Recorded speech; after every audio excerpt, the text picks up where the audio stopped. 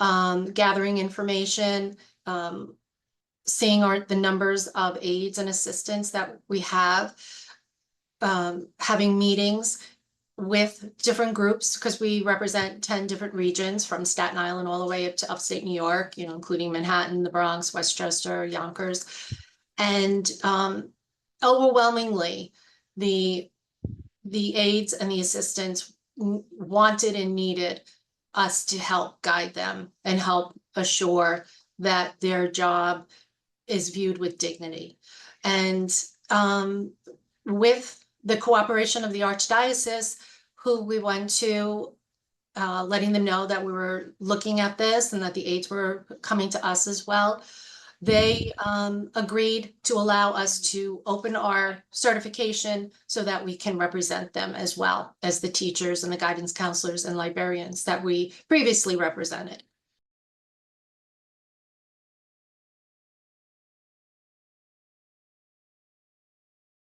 So Staten Islander News is here today with Teresa Clark, who is the Vice President of the Federation of Catholic Teachers.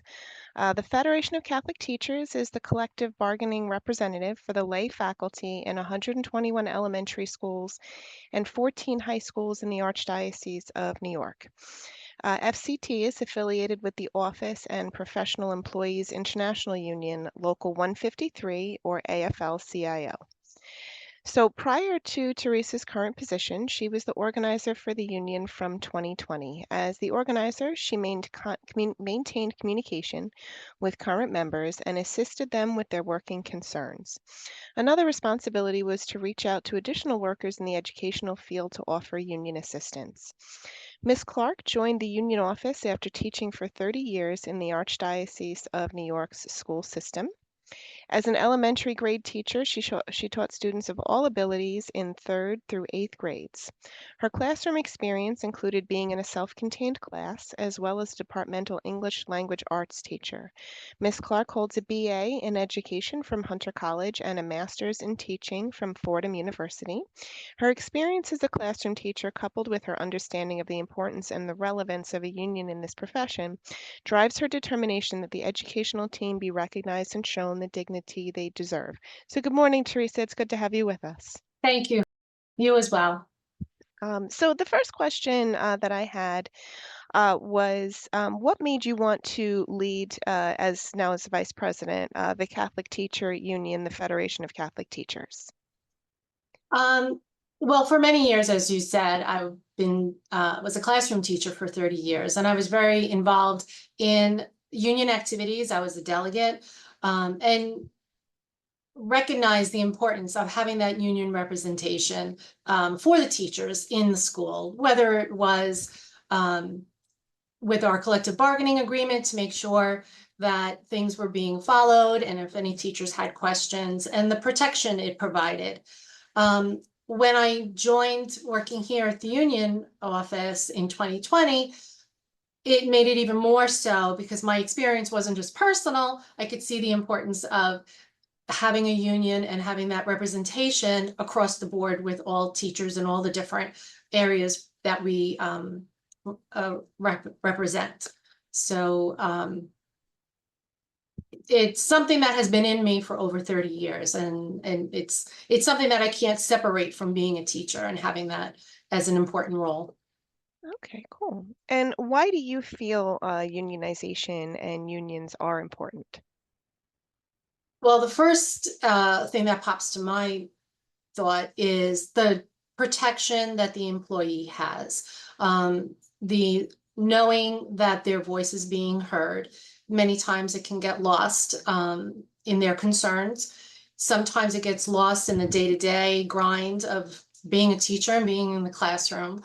And the importance of recognizing the worth of your job and, having the opportunity to have step in salary, having the dignity of the benefits that should be provided, as well as the other components that we have in our CBA, such as a grievance procedure, just the protection and knowing that you're doing a really hard job, a really great job, and to have that protected for yourself. Okay, awesome. And so, what is the most important thing out of all of those, in your opinion, that unions do offer to workers? I think it's a combination of having someone hear you, your concern as a classroom teacher, whether it's with administration or if it's with a parent or with a student. But we represent the teacher and the teacher's part in the school building and in the classroom. So I think having that as well as making sure that the job security, the job protection, and the benefits is probably the top list as to why. Okay. And the reason why for this interview today is because just recently the teachers, aides, and assistants received coverage Yes. from the Federation of Catholic Teachers as of I think like a month or two ago. So if you could tell us about the decision to start covering teachers, aides, and assistants in the union. Sure.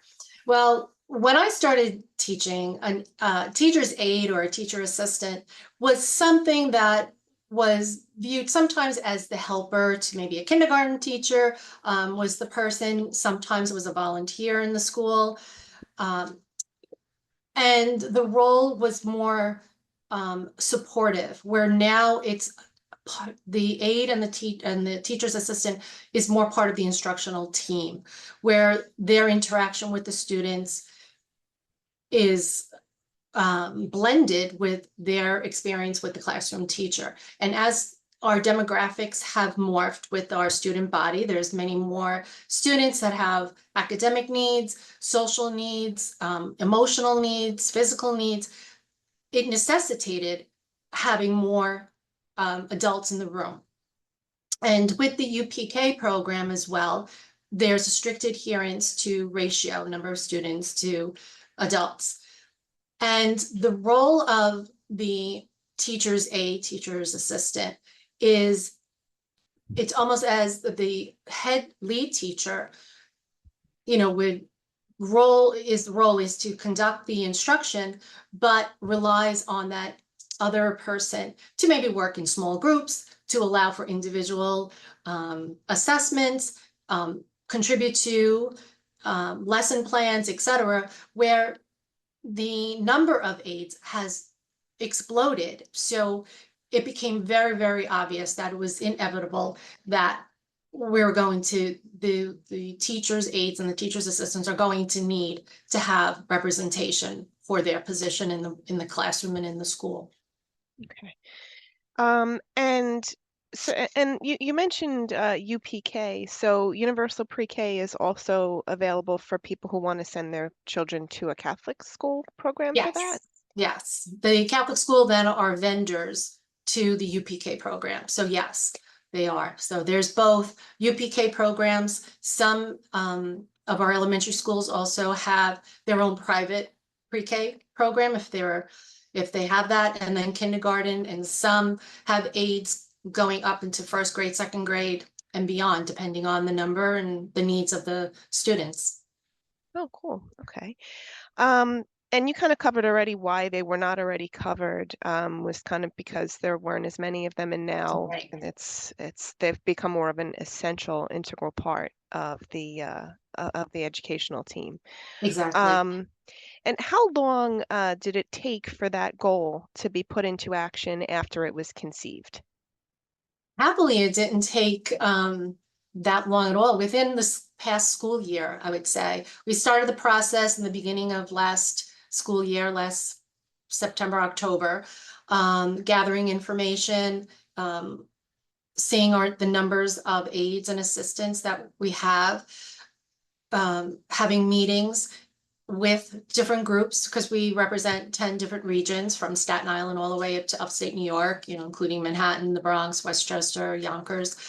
And overwhelmingly, the aides and the assistants wanted and needed us to help guide them and help assure that their job is viewed with dignity. And with the cooperation of the Archdiocese, who we went to letting them know that we were looking at this and that the aides were coming to us as well.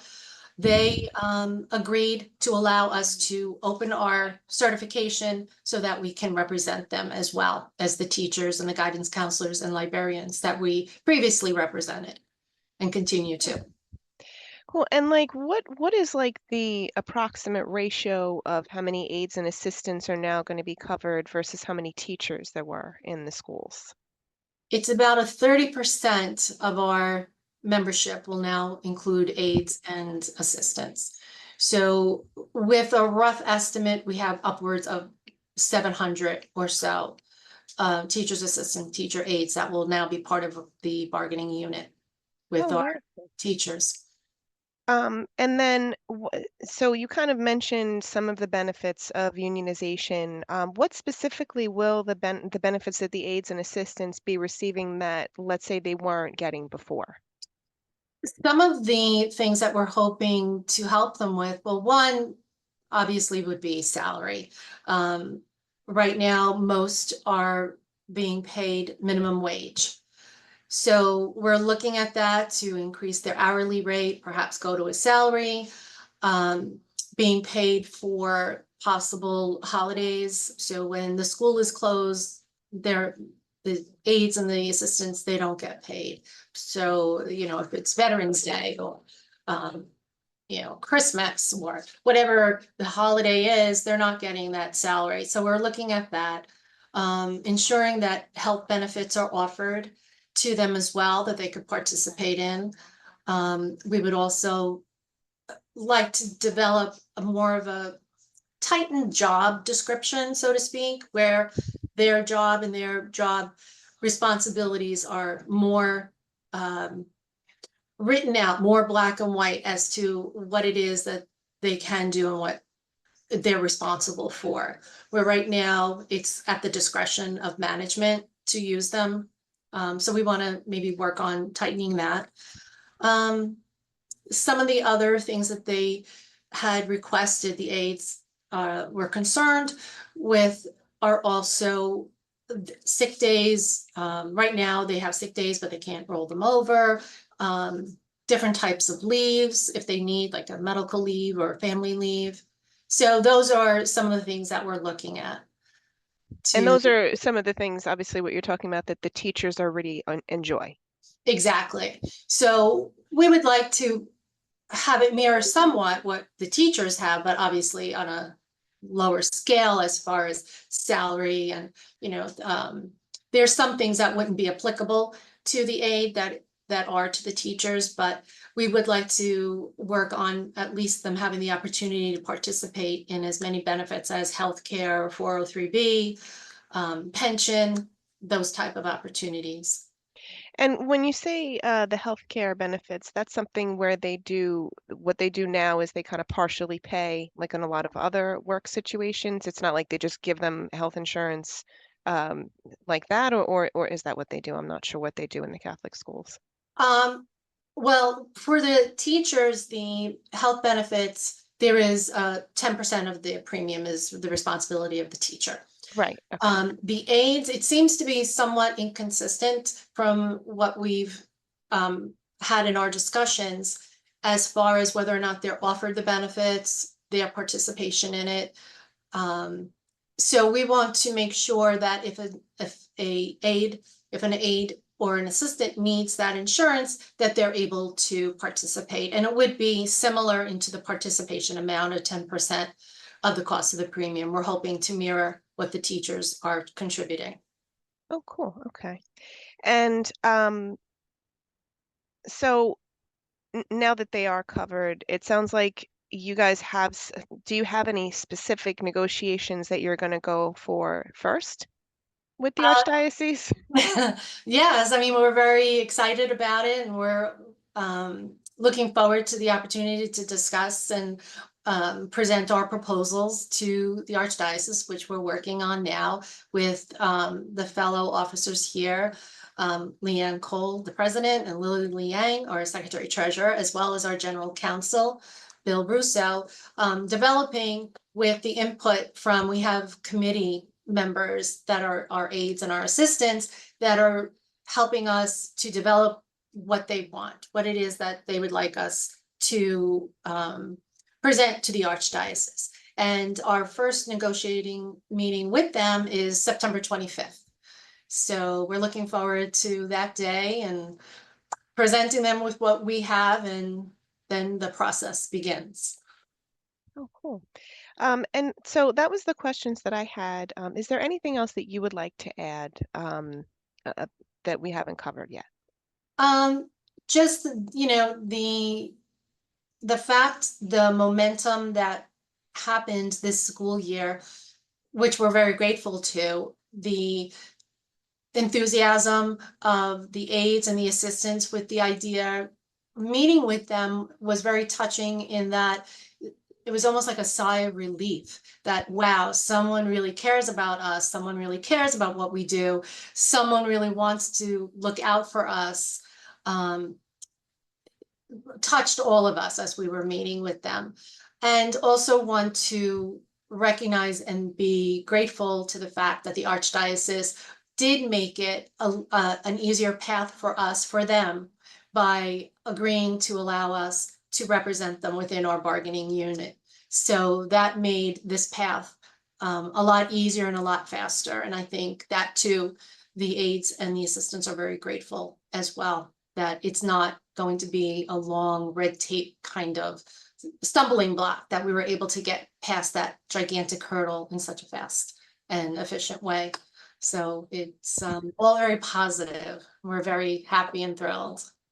That's not, yeah, because I was actually looking into the history of the union last night about how it actually came into being in the first Mhm. place, and that was a struggle.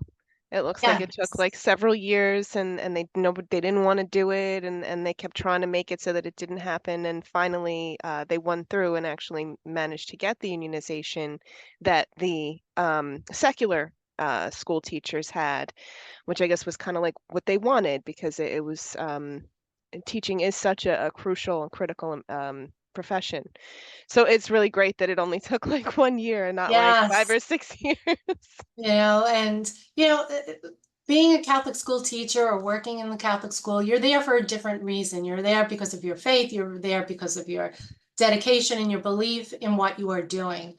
And we want that value, that dedication, that devotion to be rewarded. If that means an increase in salary, if that means to allow for participation in different benefit plans, then all the better to Right, recognize that. right, exactly. But we're looking forward to this new in this continuing endeavor of ours, and expanding our unit and welcoming our new members, and hopefully we can offer them the opportunities that they so desire and so need. Oh, cool.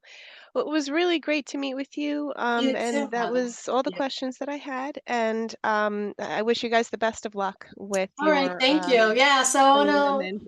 about 6 weeks from now, we'll have our first negotiation meeting. So hoping everything goes well from there as well as too. Oh, awesome. Well, thank you so much for taking the time to meet with us. All right, thank you. It's nice Have a meeting you. have a great rest of your day. It was great to meet you. Thanks. Bye. Bye-bye.